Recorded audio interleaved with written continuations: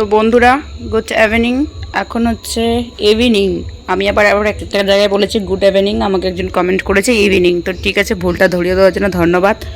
তো এই দেখো আমার গাছটা সাদা সাদা হচ্ছে, কিছুদিন পরে দেখবে পুরো গাছ সাদা হয়ে যাবে ফুলে। তো সন্ধ্যা হয়ে গেছে, বর গেল এখন দুধ আনতে, মেয়েও ঘুমিয়েছে।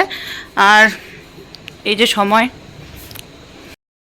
এতদিন আমি তোমাদের সঙ্গে কোনো রকম ব্লগ শেয়ার করিনি, তার একটা কারণ ছিল, সেটা আমি পরে বলছি।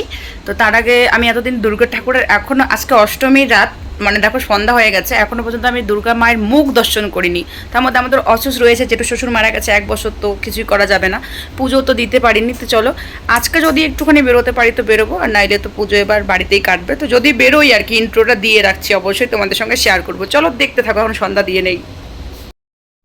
তো দেখো বন্ধুরা, ফাইনালি কিন্তু এই যে দেখো চটবট করে আমি রেডি হয়ে নিয়েছি। একটা পুরনো শাড়ি, মানে আমার বিয়েতে গিফট পাওয়া একটা শাড়ি পরে নিয়েছি একটা সুতির ব্লাউজ। এবার অনেকে বলবে তোমার কি পুজোয় কোনো কেনাকাটা হয়নি, বা তুমি পুজোয় কোনো কিচ্ছু কেনোনি, মানে তোমার কি ভালো কিছু নেই? না গো, আমার সবে রয়েছে, কিন্তু হচ্ছে আমার মেয়ের জন্য আমাকে এরকম কিছু পড়তে হয়, একটু মেনটেন করতে হয়, জানো তো, ছোটো বাচ্চা নিয়ে। তো যাই হোক, আর কিছু বলছি না, সোজা আমরা চলে এলাম টোটো ধরে বাড়ি থেকে। আমাদের মানে এখানে পুজো হচ্ছে যেখানে, মানে ভোটপাট্টি বাজারে, অনেকেই চেনবে কারণ এখান থেকে আমার অনেকেই মানে ভিডিও দেখো আর কি। তো যাই হোক, এখানে প্রথমত একটা দুর্গা মণ্ডপে এলাম, দেখলাম ওখানকার মানে খুব সুন্দরভাবে মাকে একবার আমি তো আকৃষ্টভাবে তাকিয়েছিলাম অনেকক্ষণ। তো যাই হোক, ওখান থেকে একটু একটু করে ভিডিও করে নিলাম। আমি বেশি লং মানে ভিডিও করার জন্য কোনো রকম ক্লিপ বেশি নেওয়া হয়নি, এই 4-3 মিনিটের মতন বোধহয় হয়েছে। কারণ হচ্ছে শর্টের জন্য নিচ্ছিলাম, আবার হচ্ছে ব্লগের জন্য নিচ্ছিলাম, ছবি তুলছিলাম। তো এরকম করে না হয় না, একটা মানুষ যদি আর একটা কেউ থাকতো ভিডিও করে দেওয়ার জন্য, সেটা বেশি মানে হয় বেস্ট হতো। তো যাই হোক, ওখান থেকে চলে এলাম আর এক জায়গায়। এখানে দেখি যে সন্ধ্যা আরতি হচ্ছে ব্রাহ্মণ ঠাকুরের, তো এখান থেকে অনেকটা সময় কাটালাম, একটু বসলাম এখানে, সেটা অবশ্যই তোমার সঙ্গে শেয়ার করে দিয়েছি। তোমরা কে কোথায় মানে মানে কতটা কোথায় ঘুরতে গেলে আর কটা ঠাকুর দেখলে অবশ্যই কিন্তু কমেন্ট করে অবশ্যই জানাবে। তোমাদের কিন্তু মেলা কেমন হচ্ছে সেটা কিন্তু জানাতে ভুলবে না। তো আমি কিন্তু আমার বরকে বেসিক্যালি কোনো ব্লগে নেই না, তোমরা জানো, ও আসতে চায় না। কিন্তু এখন তো ওই যেদিন থেকে মনে করো আমার ফেসবুকের উন্নতি হয়েছে, সেদিন থেকে কিন্তু আমার বর মানে আমার পাশে, মানে ফেসটা একটু দেখাতে অতটা লজ্জাবোধ করে না, মানে দেখায় ফেসটা। তো অনেক বলার পরে এখন ভিডিওতে আসে একটু, তবুও বেশি আসে না। ও তো মানে মুখে না প্রকাশ করলেও চোখের রাগটা ঠিকই দেখাচ্ছিল আমাকে। তো যাই হোক, এই হচ্ছে আমার মেয়ে আর আমার বর এখানে বসে রয়েছে। তো এই পুজো মণ্ডপ থেকে এখন আমরা যাচ্ছি আর এক পুজো মণ্ডপে, মানে 4টার মতো 4টা ঠাকুর দেখেছি আর কি। যাই হোক, তো তোমরা কটা ঠাকুর দেখলে অবশ্যই কিন্তু কমেন্ট করে জানাবে। আর এখানে মেলা বলতে সেরকম কিছুই নেই, সত্যি কথা।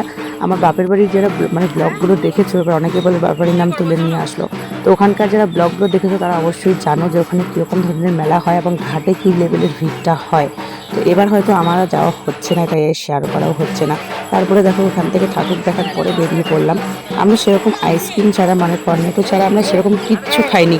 তারপরে যে আর একটা সাইডে এখানে মানে মায়ের প্রতিমা রয়েছে, সেটাই কিন্তু জানি না। তারপর আমরা সেটাও দেখতে ওখানে চলে গেলাম, আমি আমার বর, তারপরে সঙ্গে কিন্তু আমার যা আর আমার হচ্ছে দেওরও গেছিলো। তো তোমরা হয়তো তাদেরকে নোটিস করতে পারোনি এতক্ষণ থেকে, তো তাই আমি এখন বলে দিলাম আর কি। তো একা একা মেলা ঘোরা আর কারোর সাথে মেলা ঘোরা, এই ব্যাপারটার মধ্যে কিন্তু অনেকটা পার্থক্য রয়েছে।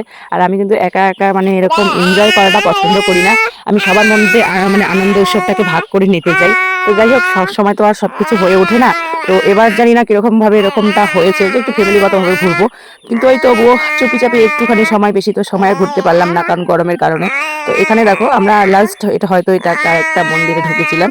তো এখান থেকে ঘুরে টুরে তারপরে এখন আমরা থাকবো না, যাবো বাড়ি, কারণ প্রচুর গরম পড়ে গেছে। আর আমরা যা শাড়ি পরে এসেছি, এই শাড়ি পরে তো গরমে একদম থাকা যাচ্ছে না, নাজেহাল অবস্থা।